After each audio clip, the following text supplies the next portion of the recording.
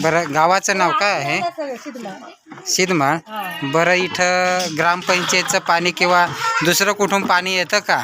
नाही, ग्रामपंचायत मधून येतं. हां, पण मला ती पण विहीर आहे ना. बरोबर बरोबर मग हे पाण्याचा तुटवडा कमी झाला. बरोबर. त्याच विहिरीला पाणी नाही हां हां राहत. हां मग कधीतरी मग विहिरीत पाणीच नाही राहत. हां. म्हणून ही समस्या मग काढायला पण मग बाळांना त्रास होतो आणि आणायला पण त्रास होतो. बरं, तुमच्या गावात पाण्याचा टँकर चालू करण्याची आवश्यकता आहे तुम्हाला? आहे ना, हो आहे. बरं, साधारण इथं घरं किती आहेत? म्हणजे पूर्ण घर जर पाहिलं तर 18 घर आहेत, पण हां. कुटुंब जास्त आहे. कुटुंब जास्त आहेत, तेच तर. तरी लोकसंख्या साधारण 211. बरोबर. बरं, पाणी आपलं हे जे आता घेऊन आलो हे जनजाती कल्याण आश्रम आपले आदिवासी समस्या ज्या काही आदिवासींच्या आहेत तर त्यांच्यासाठी ही संस्था काम करते.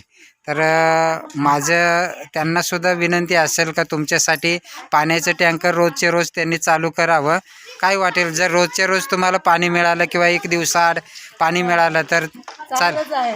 बरं निदान पाणी पडेपर्यंत तरी ती सोय झाली पाहिजे. बरं. तुमचं नाव काय? रोहिणी इंपा. बरं, चालेल.